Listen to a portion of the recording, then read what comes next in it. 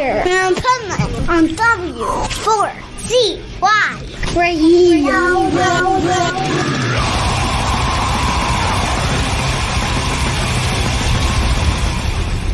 Wake up, America! It's time for the adventures of Pipeman on W4CY.com, West Palm Beach's #1 internet radio station. Here's your host, the Pipeman.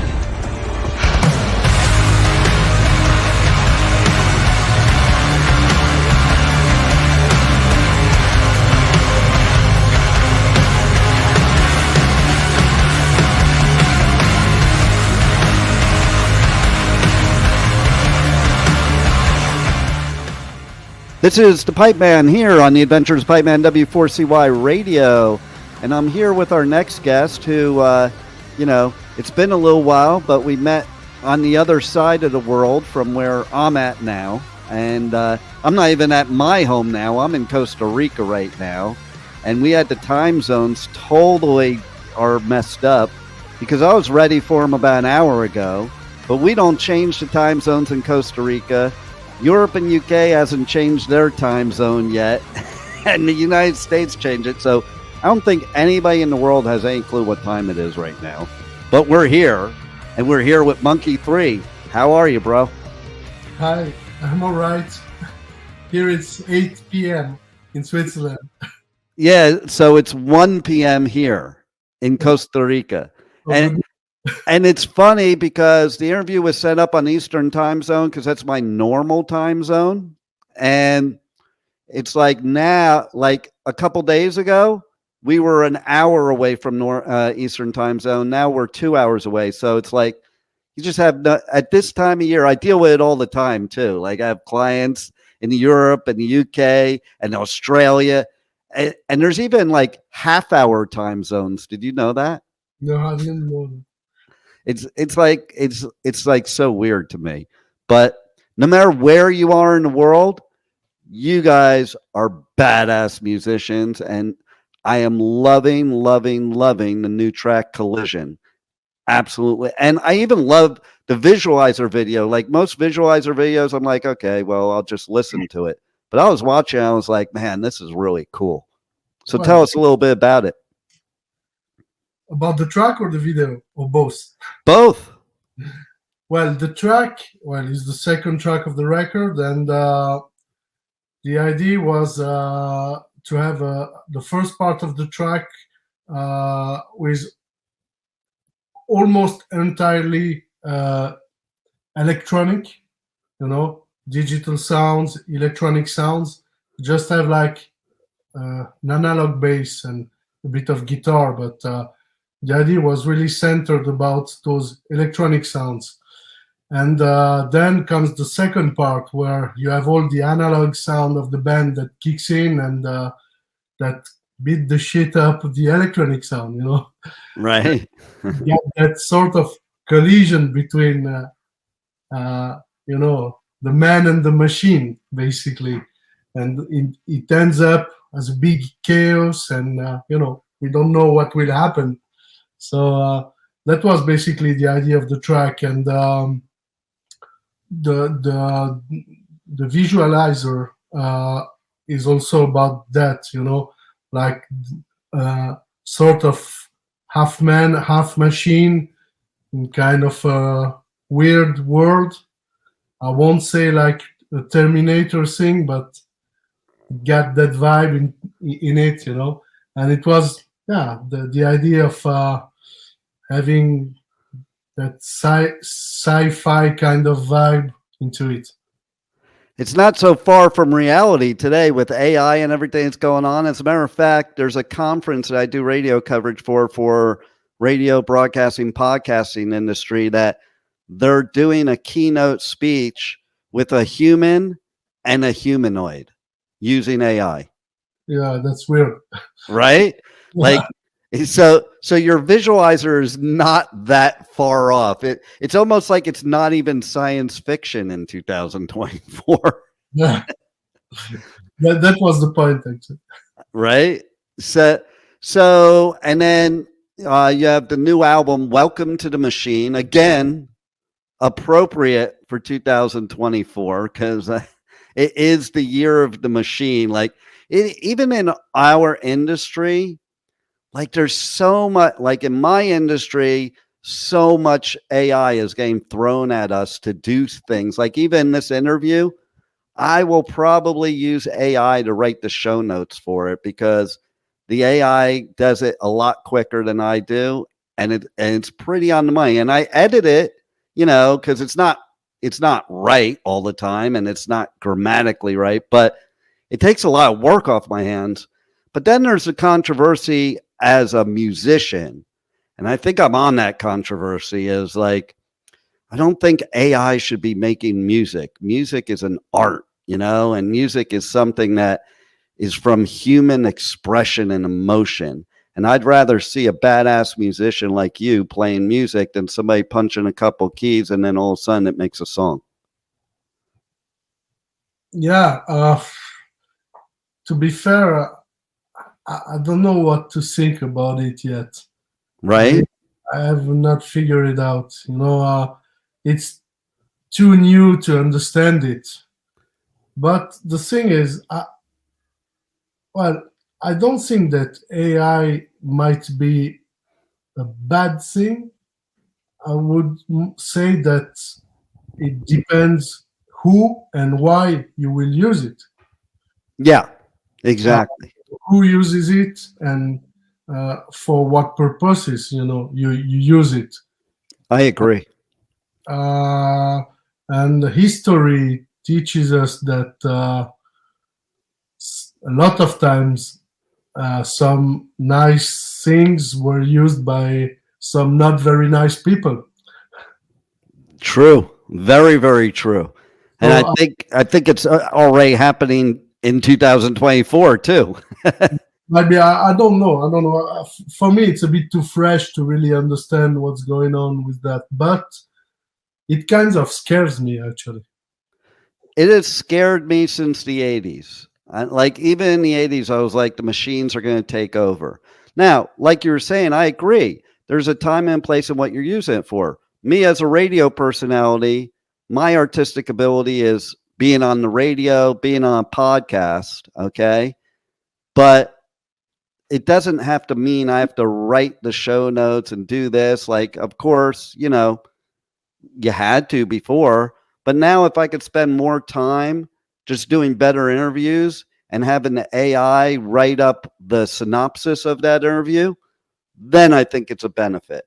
But if AI was completely doing the interview, like I had a client recently sent me voiceover for commercials for us to produce for them, and it was done with AI. And I wrote her back, and I'm like, yeah, I would prefer a human voice. You could totally tell it was computerized, and it didn't invoke emotion, which is what machines don't invoke emotion. Now, when the machines start invoking emotion, having human emotions and human thinking and human decision making, then I will be worried. And I don't know if you're aware of this, but do you know why self-driving cars have not yet been like the commonplace yet? No. So when they do these testing, okay, they have a car like drive on Mountain Road. Yeah. And basically what they do is they have the AI put like a baby in the middle of the road, and the self-driving car is supposed to decide whether to hit the baby and save the driver or drive off the cliff, avoiding the baby. And so they haven't been able to figure out for it to make a human decision yet. And it's kind of like you mentioned the Terminator. It's the same thing as like that, or like in Star Wars, where their primary objective is to protect the human, so they sacrifice themselves. So what the self-driving cars are doing is every single time they're driving off the cliff and killing the driver, because the directive is to protect the baby, which that might be a human decision, but maybe a human decision would decide to try to stop and not hit the baby and not kill themselves either. So once they can figure out how the machine can think, act, and make decisions like a human, that's when I'm scared. Well, actually, what scares me the most is not what you're saying. What scares me is when humans start behaving like machines. Yes. And this is already happening. Mm-hmm. Because a machine, you can unplug it, but you cannot unplug a human being. What a great point. You cannot unplug the human mind, and you cannot unplug history. You know, and this scares me most is when humans will start to behave like machines. What a great point and perspective on that, because while you're saying that, I was thinking about, wow, like that is kind of going on right now where certain people don't remember history because they disregard it or rewrite it or what have you. Or even as an example, I was just on a conversation like 15 minutes ago with somebody talking about the weather in a certain place. And I was telling this person, like, yeah, it gets really cold there. And they're like, but does it snow? I'm like, doesn't matter whether it snows or not. All I was talking about was it gets cold there. And he's like, yeah, I highly doubt it gets cold there if it doesn't snow. And then he proceeded to Google the place and read me off the actual averages. And I'm like, but you're not understanding. I told you I was there and I experienced it. And he's like, no, it wasn't that temperature. He was literally saying to me, no, it wasn't that temperature. I'm like, we're not going off of Google. We're going off of I was actually there and that was the temperature it was. You know, and that goes with your point, because a machine is not going to listen to that. They're just going to go by the statistics and probabilities. And that's exactly what he was doing. He was going by statistics opposed to actual experiences. Yeah. So tell everybody how they connect to you guys on socials, on the web, how they can get the new album, check out the Collision, and everything about you guys, get your merch, all that good stuff. Well, actually, all the videos on YouTube, as for everyone, you know, YouTube, go on YouTube. Right. Either our own channel or the Napalm Records channel. You can find them there. To purchase the records, obviously, on our own website, MONKEY3official.com.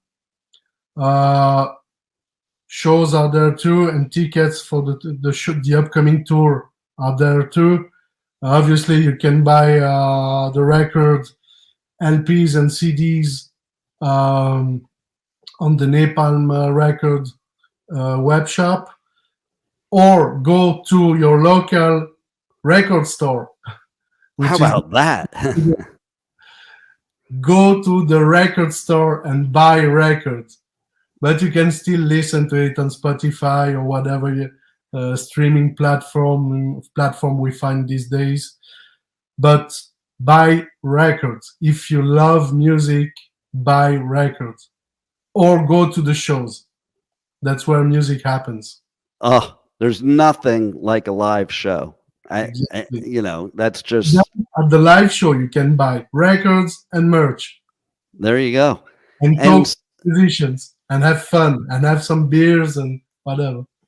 So, and looking in your background, is one of those instruments your favorite? Behind you? In looking in your background behind you. Yeah. Is one of those instruments your favorite? No. Well, I kind of dig those guitars, but I get my main guitar is not at home at the moment. There you go. Is in the practice space. And going back to what we were talking about before a little bit, like, so your inspiration, some of your inspiration is from things like movies like 2001 A Space Odyssey, The Matrix, yeah. Solaris, 1984, Sunshine. Yeah. would you say now in 2024, if any of those movies right now remind you of what we're living right now or what we're going to? Well, all of them. Right?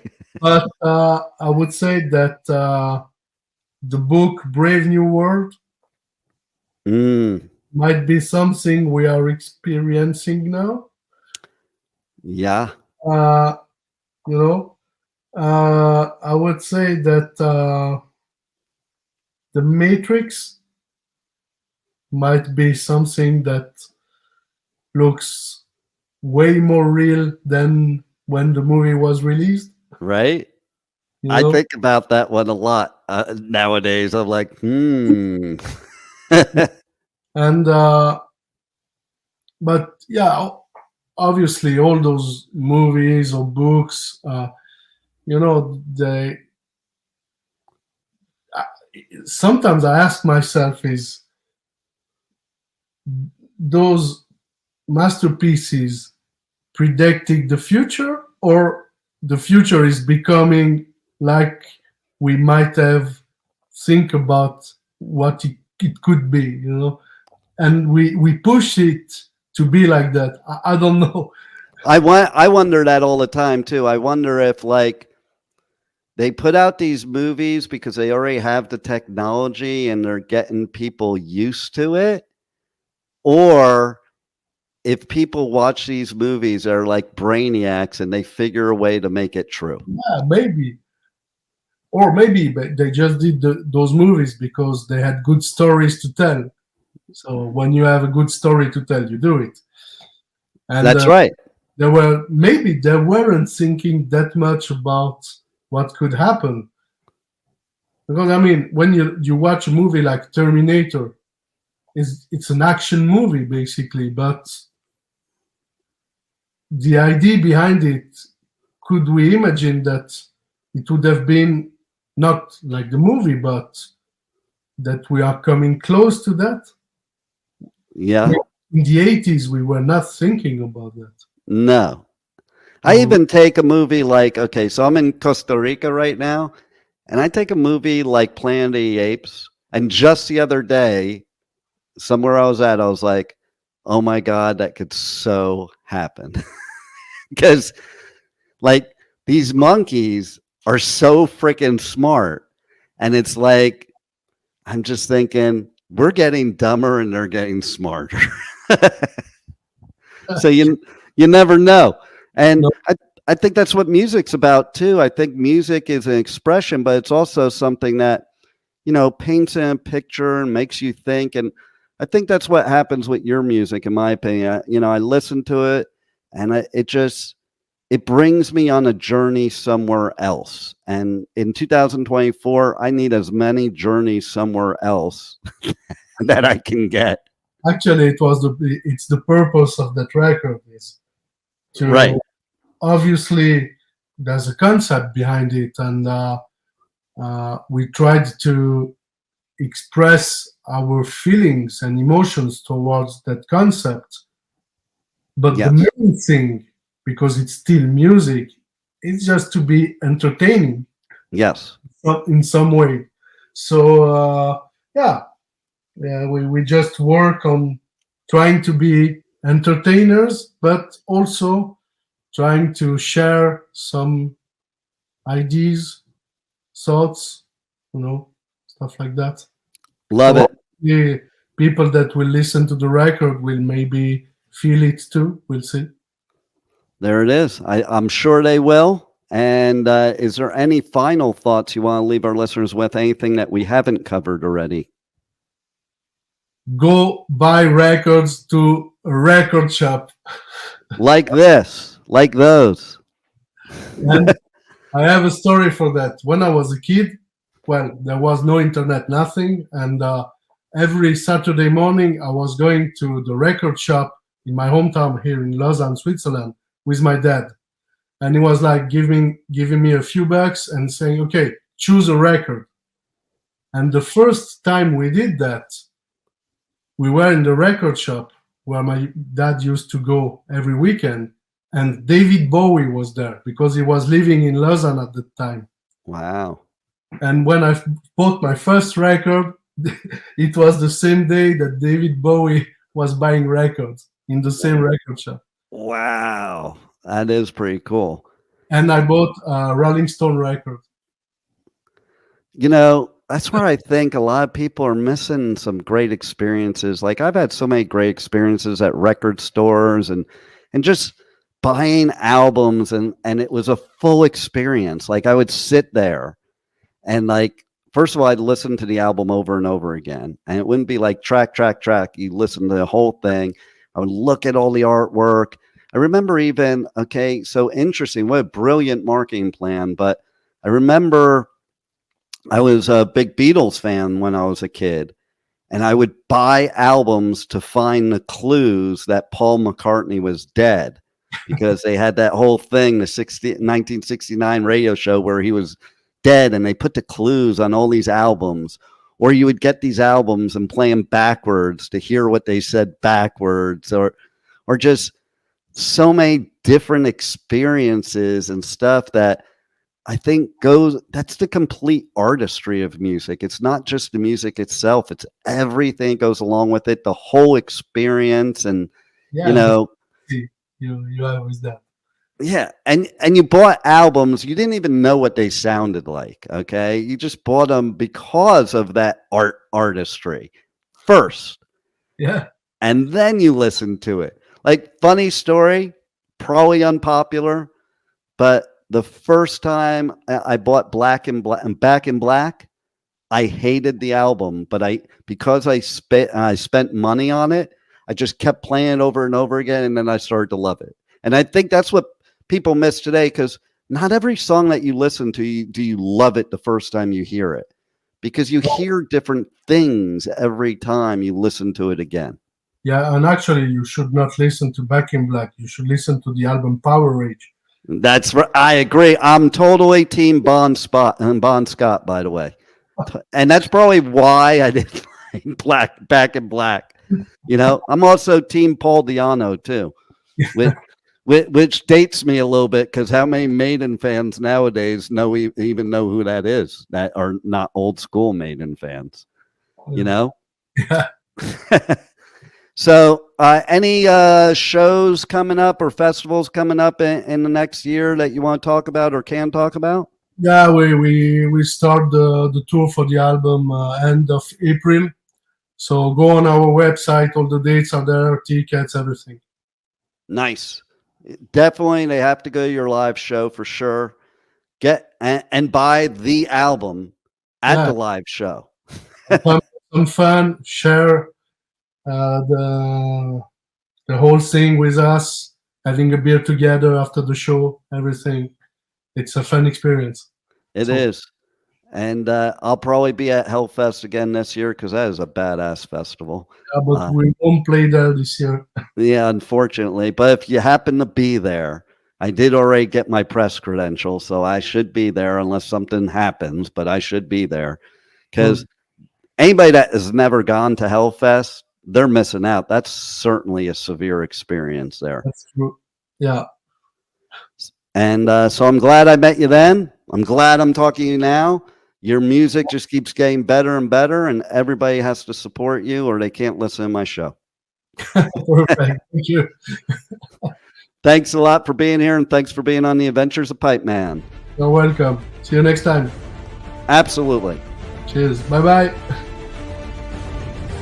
Thank you for listening to the Adventures of Pipeman on W4CY Radio.